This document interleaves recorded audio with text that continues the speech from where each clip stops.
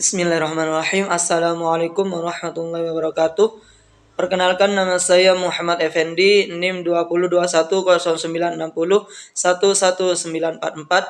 dari Prodi PAI 5B, ingin mempresentasikan tentang komunikasi dalam administrasi pendidikan. Yang pertama yaitu pengertian komunikasi. Kata komunikasi berasal dari bahasa Latin cum, yaitu kata depan yang berarti dengan dan bersama dengan, dan unus yaitu kata bilangan yang berarti satu. Dari kedua kata itu terbentuk kata benda communion yang dalam bahasa Inggris menjadi communion dan berarti kebersamaan, persatuan, persekutuan, gabungan, pergaulan, dan hubungan. Untuk berkomunion diperlukan usaha dan kerja. Dari kata tersebut dibuat kata komunikar yang berarti membagi sesuatu dengan seseorang, memberikan sebagian kepada seseorang, tukar menukar, membicarakan sesuatu dengan seseorang, memberitahukan sesuatu kepada seseorang, berteman. Kata kerja komunikar itu pada akhirnya dijadikan kata kerja benda dalam bahasa Inggris communication, yang dalam bahasa Indonesia diserap menjadi komunikasi. Berdasarkan berbagai arti kata komunikar yang menjadi asal kata komunikasi, secara harfiah komunikasi berarti pemberitahuan, pembicaraan, percakapan, pertukaran pikiran, atau hubungan. Sedangkan menurut Kamus Besar Bahasa Indonesia atau KBBI, komunikasi ialah hubungan dua arah manusia dengan menggunakan bahasa atau penyampaian atau pengiriman dan penerimaan pesan atau berita antara dua pihak, orang atau lebih, sehingga pesan tersebut dapat dipahami. Yang selanjutnya mengenai tujuan dan unsur-unsur komunikasi. Komunikasi merupakan suatu yang sangat pokok dalam setiap hubungan orang-orang. Begitu pula dalam suatu organisasi terjadinya komunikasi tentunya ada tujuan yang ingin dicapai. Hal sesuai dengan pendapat Maman Ukas mengemukakan tujuan komunikasi sebagai berikut. A. Menetapkan dan menyebarkan maksud daripada suatu usaha. B. Mengembangkan rencana-rencana untuk mencapai tujuan. C. Mengorganisasikan sumber-sumber daya manusia dan sumber daya lainnya seperti efektif dan efisien. D. Memilih, mengembangkan, menilai anggota organisasi. Yang E.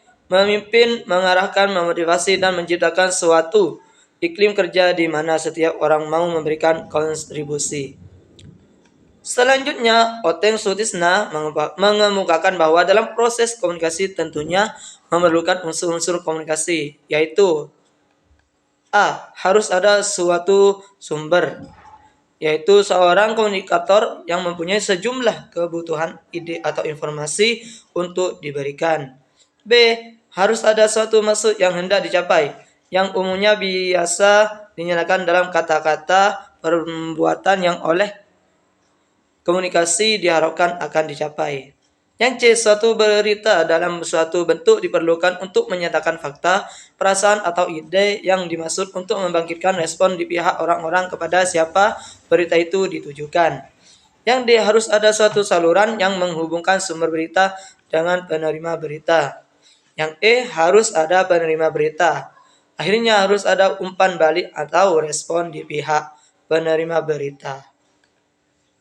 Berdasarkan dari unsur-unsur tersebut, jelaslah bahwa dalam kegiatan komunikasi itu di dalamnya terdapat unsur-unsur yang ada dalam komunikasi, baik itu unsur sumber yang merupakan sebagai komunikator yang memiliki informasi atau berita yang akan disampaikan terhadap penerima informasi dengan melalui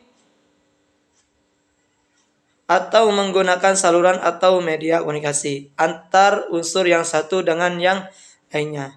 Jelas sekali adanya suatu keterkaitan, dan apabila salah satu unsur itu tidak ada, kemungkinan proses komunikasi akan mengalami hambatan. Yang selanjutnya yaitu mengenai fungsi-fungsi komunikasi. Sesuai dengan tujuan dari komunikasi, maka dalam suatu organisasi komunikasi mempunyai beberapa fungsi. Hal ini sebagaimana menurut Maman Ukas bahwa fungsi komunikasi yang pertama yaitu fungsi informasi. Yang kedua, fungsi komando akan perintah. Yang ketiga, fungsi mempengaruhi dan penyaluran. Yang keempat, fungsi integrasi.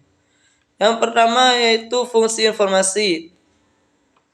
Bahwa fungsi informasi dengan melalui komunikasi, maka apa yang ingin disampaikan oleh narasumber atau pemimpin kepada bawahannya dapat diberikan dalam bentuk lisan ataupun tertulis.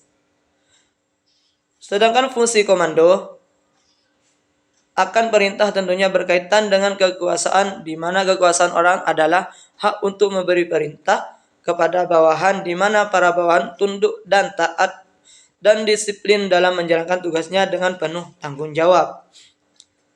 Yang terusnya dalam fungsi pengaruh, berarti masukkan unsur-unsur yang meyakinkan daripada atasan, baik bersifat motivasi maupun bimbingan, sehingga bawahan merasa berkewajiban harus menjalankan pekerjaan atau tugas yang harus dilaksanakannya. Sedangkan pada fungsi integrasi, bahwa organisasi sebagai suatu sistem harus berintegrasi dalam satu total kesatuan yang saling berkaitan dan semua urusan satu sama lain tak dapat dipisahkan. Yang selanjutnya mengenai efektivitas proses komunikasi dalam manajemen pendidikan. Menurut Marsetio Donosepotro mengemukakan bahwa dalam proses komunikasi ada beberapa ketentuan, antara lain 1. Karena komunikasi mempunyai suatu maksud, maka suatu message atau stimulus selalu ditujukan kepada sekumpulan orang tertentu. Ini disebut penerima yang tertentu. Yang 2, komunikator berkeinginan menimbulkan suatu respon kepada penerima yang sesuai dengan maksud yang dibawakan oleh message atau stimulus tertentu. 3, suatu komunikasi dinyatakan berhasil jika respon yang timbul pada penerima sesuai dengan maksud komunikasi. Dalam melaksanakan suatu program pendidikan, aktivitas menyebarkan, menyampaikan gagasan-gagasan dan maksud-maksud ke seluruh struktur organisasi sangat penting. Proses komunikasi dalam menyampaikan satu tujuan lebih daripada sekedar menyalurkan pikiran-pikiran atau gagasan-gagasan dan maksud-maksud secara lisan atau tertulis. Mungkin itu yang bisa saya sampaikan, kurang lebihnya mohon maaf. Wassalamualaikum warahmatullahi wabarakatuh.